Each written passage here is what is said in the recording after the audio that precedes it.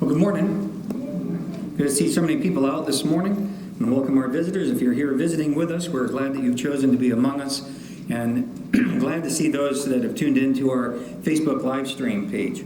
We're having some technical difficulty this morning, so we had to go old school again.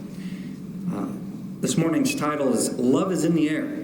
It's an overview of Song of Solomon. I have it titled Part 1. I put it together, and I had a way that it was supposed to look in my head. By the time I got done with it, I said, this needs to be 2 parts.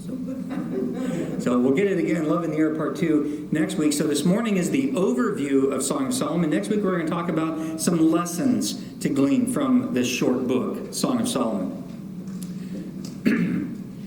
By the first verse of this song, it indicates that Solomon felt this was the first or the finest of the 1,005 songs that it was recorded that he wrote in 1 Kings 4, verse 32. It says, the Song of Songs, which is Solomon's. The New English Translation Bible, or the Net Bible, actually renders this as Song of Solomon 1:1 would say in the Net Bible, Solomon's most excellent love song. That's how they have translated that. Some versions don't even call it the Song of Solomon. Because of this first verse, they refer to it as the Song of Songs. But this is the excellency of the songs that he has written. Of the 1,005 songs that Solomon wrote, this is it as far as Solomon is concerned, and the only one that is recorded for us in the Bible. It's the only one that God has told us is inspired. Some people over time have questioned its inspiration and why it's even included in the Bible.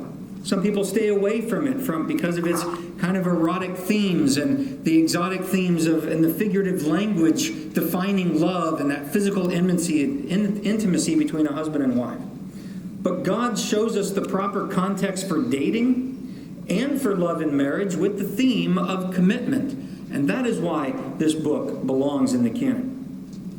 For those who grew up in a church, I don't know about you, but I always looked forward to Christian gatherings when I was in my late teens, early 20s, when I was young and single, to try out some Song of Solomon pickup lines, to borrow some Valentine's Day cards from Solomon. I would start off with this one. Your hair is like a flock of goats that have descended from Mount Gilead. And man, if that didn't make her swoon, from Song of Solomon, chapter 4 and verse 1, I hit her with this one. Your temples are like a slice of a pomegranate behind your veil.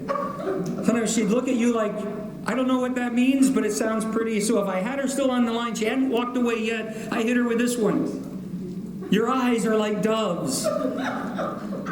From Song of Solomon 1 and verse 15. And sometimes she may or may not have appreciated this one. Your nose is like the Tower of Lebanon, which faces toward Damascus, from Song of Solomon 7:4. But this time she's walking away to the next guy, and I kind of skip that whole other thing, and I go to the next one, and I hit her with this one. Your lips are like a scarlet thread, and your mouth is lovely. Now she's hooked. Now she's interested. She's like, go on. And I bring out the big guns. Your teeth are like a flock of newly shorn ewes, which have come up from their washing, all of which bear twins, and not one among them has lost her young. From Song of Solomon 4 and verse 2. I'm just telling her, like Solomon is telling the Shulamite, your teeth all match, and you're not missing any. That's a compliment. But I struck out most times. I leave it to Solomon. I think Solomon had much better luck with the Shulamite. But this time of the year, when love is in the air, as they say, most are concerned about young people. Young people seem to be the target demographic, for whether it's Hallmark cards or Valentine's Day commercials, and all those who are dating, those who are flirting and dating and maybe even engaged. They seem to be the targeted demographic. And while this short book addresses all ages when it comes to the age of dating and marriage, we're going to focus this morning on married couples. Because we're going to discuss marital romance. And in fact, that was almost the title of this lesson. That was what I had in mind when I put it together, was to title it Marital Romance, or Romance in the Marriage, or any variation of that. But as I put it together, all I could think of was Paul Young's song, Love is in the Air. And so I ended up going with that as my title, Love is in the Air. But the Song of Songs is an explicit but tasteful love song designed to point singles to patience, spouses to each other, and everyone towards God. In fact, it can later be used to describe Christ's relationship to the church. Ephesians 5:22-33 talks about the mystery of marriage is really talking about the relationship between the church and Christ, and we'll touch on that more in next week's lesson. This is not a book of allegory, as some say. It's not a sex manual. It is the poetic description of a romance between a husband and wife. Yes, I said that right. Husbands and wives can have romance. But so many people in our society seem to think that once a couple is married, the romance is dead. You can see that in changes to comic book heroes. Changes first to Spider-Man in 2008, and then the Superman comics 2011. An article from MSN.com said, younger modern crowds find married superheroes not as cool as single ones. So, DC Comics changed their heroes across the board in an event back in 2011 called the New 52, and every superhero who was married, the marriage was removed, and they started over with them younger and more single. Marvel did it in 2008 in a limited scope. Not all of their heroes' marriages were removed, but it was so popular among fans, DC did it 3 years later in 2011. Seen in the attitudes towards the family in books, movies, TV, etc., that the message seems to be it's not cool to be married. It seems writers of comics, books, movies, and TV think it's all about the chemistry while someone is dating. The will they, won't they tension. And that once they do get married, it seems the writers think the story is boring and most shows get canceled, or the book gets canceled, or they go in a new direction, or comic book writers years later totally erase all of those relationships. And it makes me think that these writers are writing off of, maybe they're based on their own experiences, which then makes me say, that's really sad. If these writers are married and they feel like the story is over and it's boring and there's no romance and nothing left to tell, I feel sorry for their lives. Because that's not the way God intended marriage to be. I saw an article, I would have included this in the lesson and on the outline, but I only saw this yesterday, and it's from a study that was published on Friday from the National Survey of Family Growth, the NFSG. They surveyed 50,000 married women, or married cases, 50,000 marriage cases, even those that ended in divorce. And they were studying about the cases of divorce. And this study was released on Friday saying, if you're a woman in your 30s, it's safe to get married because your likelihood of divorce is lower than if you marry earlier than 30. But as you go through that study has a caveat. It says, except women from the ages of 22 to 30, out of these 50,000 cases that they surveyed, who did not live together first, who did not cohabit first, had the lowest percentages of divorce out of that survey. And I love the responses of this. You mean the Bible had it right all those thousands of years ago? Yeah. That relationship belongs in the marriage. And that's what this book, Song of Solomon, is all about. The Song of Solomon demonstrates that the married couple can still love one another and delight in one another's company. So this morning, I'm going to share with you my overview of the book. And your headings might be different. I'm going to share with you how I view the book, and it's in 3 parts. The first overview that we're going to look at is the dating section. Song of Solomon's 1 verse 2 through chapter 3 and verse 5. Song of Solomon includes dating, and even Solomon's extolling of her praise of her beauty is different than after they're married. It's less intimate than when they are married. So there is a dating phase of this book. But we need to remember that what we're discussing is a song. It is called the Song of Songs, which belongs to Solomon. And in this song, there are 2 main characters. King Solomon and his bride, called the Shulamite by the chorus in Song of Solomon 6 verse 13. And while we're talking about it, there is a chorus made up of what is called the Daughters of Jerusalem. And you can see that in chapter 1 verse 5 and chapter 2 and verse 7, and then throughout the song. I just throw out those two so you can look at that for quick reference and see what I'm talking about. Sometimes they're referred to as the daughters of Zion. Zion and Jerusalem are synonymous, so I imagine it was a rhyming technique or something in the Hebrew when this was written. But they're referred to as the daughters of Jerusalem or daughters of Zion. And then depending on your research on this book, you're going to see many guesses and speculation on who the bride is. She is referred to as the Shulamite or a Shulamite in Song of Solomon 6, verse 13. And some think the Shulamite is the Queen of Sheba. Some think it's Abishag, who nursed David in his old age.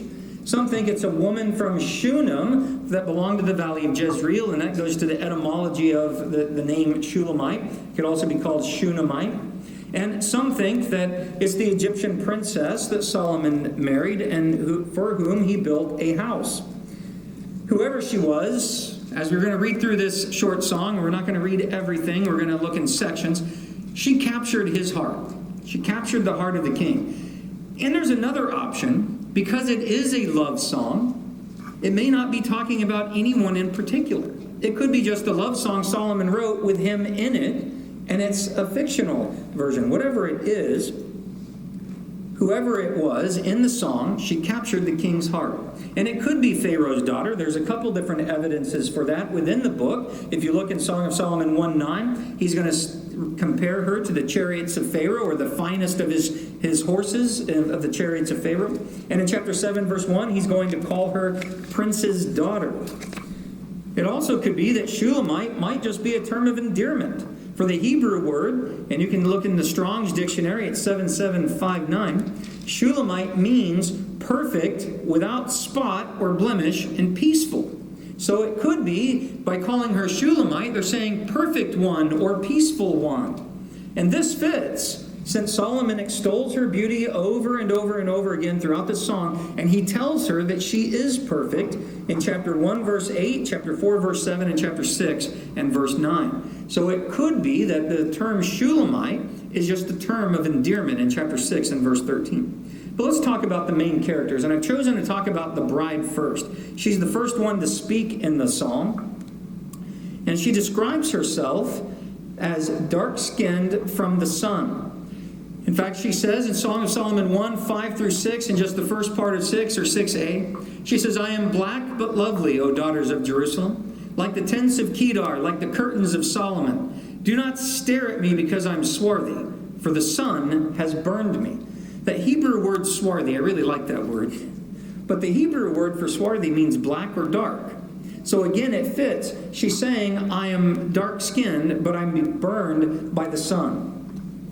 She loves the king, and she tells him and tells the daughters of Jerusalem in Song of Solomon 1:2, may he kiss me with the kisses of his mouth, for your love is better than wine. And she refers to him this way in chapter 2, verse 16, my beloved is mine, and I am his.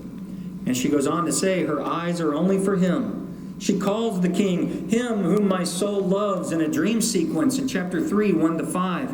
And in chapter 1, verse 16, she describes him as handsome.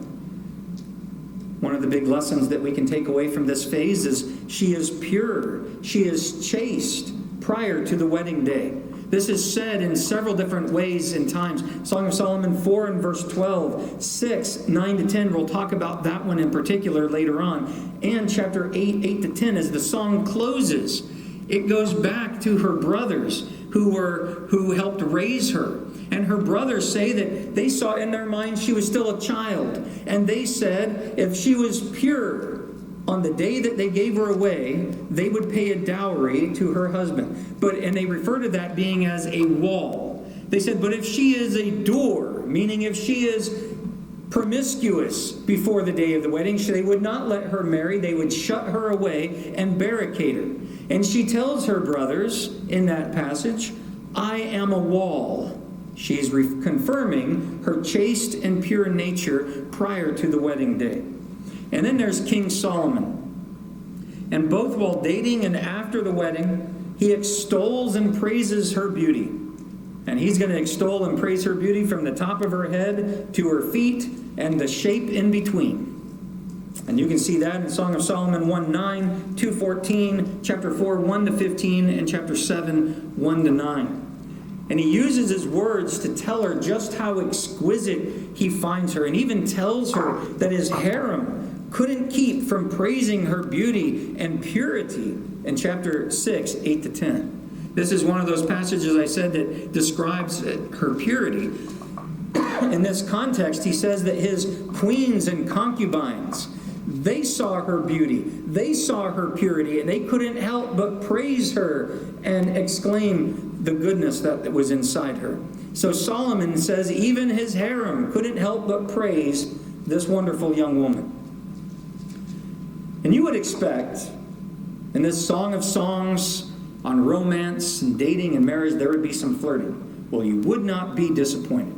There is flirting found in this book. This song even has their witty banter over how humble the bride was on her appearance. In Song of Solomon, chapter 2, 1 to 3, she says, I am the Rose of Sharon, the lily of the valleys. And then when I first read that, I think she's saying, I'm something special, until you read about what the Rose of Sharon is. It was common in the valleys. The Rose of Sharon is another one of these lilies. She's saying there's nothing special about her appearance. I just blend in among the lilies. But notice Solomon's response. Like a lily among the thorns, so is my darling among the maidens. Solomon tells her she's prettier than all other women. He says, you're not a lily among lilies, you're the lily among the thorns. Everyone else compared to you is a thorn. Husbands, have you ever told your wife she's the lily among the thorns? To let her know that you think she's hot, you think she's pretty, you think she's beautiful. She might say, I'm the Rose of Sharon, I'm just the lily of the valleys. But you be like Solomon and tell her what you really think. And then she fires back, like an apple tree among the trees of the forest. She uses the same kind of analogy he does. An apple tree among just the regular trees of the forest. So is my beloved among the young men. In his shade I took great delight and sat down, and his fruit was sweet to my taste. She told him that he stood out from among other men, and it was definitely not ordinary. Later on, she's going to say just how well he stood out from other men. But for right now, as they're flirting during this dating phase, she says he stands out, he's not ordinary.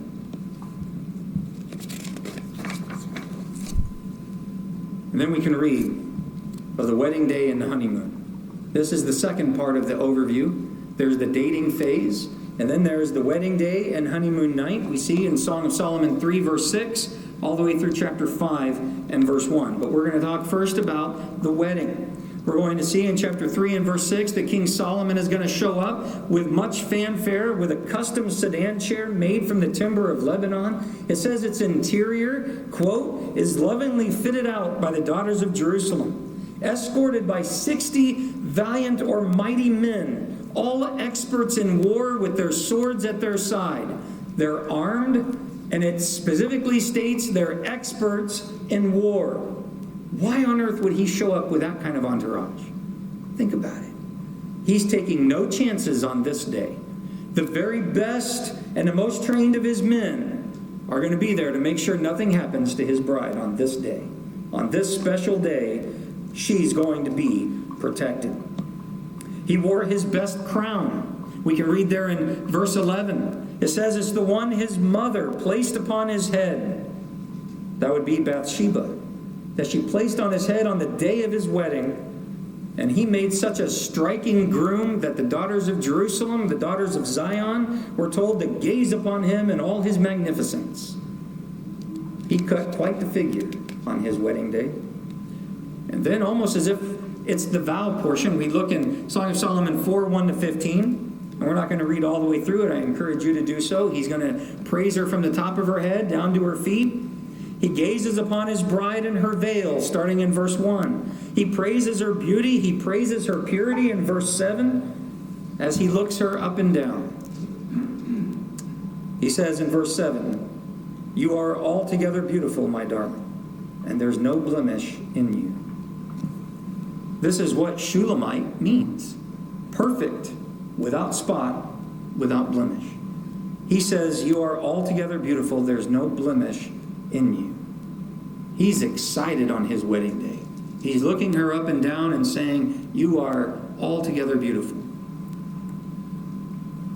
And And we come to the honeymoon. And we're not going to read this part. I leave that for you to read. In Song of Solomon 4:16 through chapter 5 and verse 1 records the honeymoon night. And with its uses of the words garden and fruits, the song gets its point across that the two have become one. And in Song of Solomon, we see their dating phase, we see the wedding day, and we even get a glimpse into the honeymoon night. And then the last phase we're going to look at in this overview is romance in the marriage. And this lasts from Song of Solomon 5:10 through chapter 8 and verse 7. The wedding takes place early on in this book, or in this song chapters 3 through 4. And the rest of the song shows the happy married couple enjoying one another, going out and expressing their love both in public and in private, and delighting in one another's love. And in fact, in Song of Solomon 5:10-16, we see the bride describe her husband. We see her describe Solomon. And she's going to describe him, how she feels about his form, and she expresses her love for him. She says, "My beloved is dazzling and ruddy, outstanding among 10,000, she says in verse 10. We know that Solomon finds her more beautiful than all the other women, and that she had said he stood out among men, but here she calls him outstanding among 10,000. She's saying just none of the men of Israel can even compare to you. She praised him from his head to his legs, and she said in verse 16, his mouth is full of sweetness, and he is wholly desirable. This is my beloved, and this is my friend, O daughters of Jerusalem. She's saying, ladies, he's mine. Hands off. That's what she's saying. She's saying, he's mine. She's letting the daughters of Jerusalem know that he was hers. And in Song of Solomon 6:4, all the way through chapter 7 through 9, Solomon in his flattery speech is going to describe his bride. And he's going to tell her how much he loves her, and that even his harem took notice of her beauty and purity and praised her. And yes, he's through these two chapters, Song of Solomon 6 through chapter 7, he's going to give a full-length portrait of her physical charms. And he's going to compare her to famous places in his far-flung realm, his kingdom that includes Heshbon, Bath Rabbim, Damascus, and Mount Carmel. Then he sees her as a lovely palm tree, and he wants to embrace her. And here it gets steamy, I'll just warn you. It gets a little steamy at that point in this song. But then he says in verse 6, how beautiful and how delightful you are, my love, with all your charms. Then he even comments on her breath. He lets the hearers of this song know what her breath was like. And he says, the fragrance of your breath like apples, and your mouth like the best wine, in verses 8 to 9. Husbands, have you ever told your wives their breath is like the fragrance of apples? And not mean it in a sarcastic, you need to brush your teeth way, but to say, your breath is like the fragrance of apples. He's telling her even her breath was sweet. His word pictures of her shapely form, as you read through these two chapters and do that on your own. His word pictures of her shapely form convey a portrait of tender and delicate beauty. That's what he's talking about there when he uses the phraseology of gazelles frolicking in the meadow. Delicate and tender beauty. And we see the bride's response in chapter 7 and verse 10. She says, I am my beloved's, and his desire is for me. He made her feel special, and that she knew that he desired her. So the question, and one of the lessons that we need to ask ourselves here is, husbands and wives, do your spouses know that you desire them? Do you express that through your words, through your actions? Do they know that your desire is for them? Song of Solomon 7:11-13, the married couple travel together, and everywhere they go, they express their love for one another. The romance isn't dead after their marriage. The romance isn't dead after the honeymoon. It talks about how they travel together, and they go from here and they go there, and they express their love everywhere. And then in Song of Solomon, as it wraps up in 8:6-7, The bride recognizes that love is stronger than death, and it cannot be bought. She says, and we're going to read verses 6 and 7, "Put me like a seal over your heart, like a seal on your arm. For love is as strong as death. Jealousy is as severe as Sheol. Its flashes are flashes of fire, the very flame of the Lord. Many waters cannot quench love, nor will rivers overflow it. If a man were to give all the riches of his house for love, it would be utterly despised." She's saying love cannot be destroyed, and it cannot be bought. The Beatles once sang back in 1964, "Can't buy me love." But the bride says it here first. In the Song of Songs, Solomon's most excellent song, and this love song, as it wraps up, Solomon is reminding those who would hear this song, love cannot be bought. Not even if you were to give all that you had, you cannot buy this kind of love. So who says romance in marriage is gone? Husbands and wives, take a lesson from these two lovebirds and express your love for one another. We're going to draw some further lessons from this Song of Songs next time. But one of the things I want to talk about now is that marriage is a gift from God. Marriage is a gift from God so that we might enjoy and delight in the one whom our soul loves, as the Shulamite says of Solomon in Song of Solomon 3 and verse 4. And several passages bear this out. In Genesis 2, verse 24, God says, "For this reason a man shall leave his father and his mother and be joined to his wife, and they shall become one flesh." Proverbs 5 and verse 18, "Let your fountain be blessed. Rejoice in the wife of your youth." Proverbs 18 verse 22, "He who finds a wife finds a good thing and obtains favor from the Lord." Proverbs 31:10, "An excellent wife who can find? For her worth is far above jewels." Husbands, do you tell your wife what she means to you? Her value? That she's worth far above any gold or silver or above any jewel or ruby?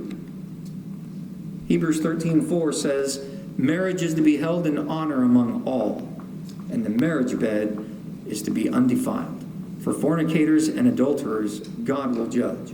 And here, even in this book, in the dating section, the bride was pure and chaste prior to that day when they became one. So the lesson I want to leave you with this morning, after looking at this overview on this love song, this Song of Songs, is have patience while dating. Embrace your spouse on the wedding day. And then continue to flirt. Go on dates together. Do things together. Spend time together and let your spouse know how much they mean to you. And that your spouse ought to know that your desire is only for them. That's what this Song of Songs ultimately teaches us, is that there is romance in marriage, and it ought to be. God expects that, to give yourselves to one another. And this morning, I know we didn't talk about what it takes to become a Christian. So if you are here this morning and not a Christian, to have this type of relationship with your spouse, with God at the forefront, both of you trying to please God, therefore then you would both please one another. You need to be a Christian first, to repent and be baptized for the forgiveness of your sins. And if you are here this morning as a Christian in error, don't wait till it's too late. Don't wait for that one day that I will repent. Repent of your errors now and be renewed. Seek the Lord with your whole heart and see what blessings might flow.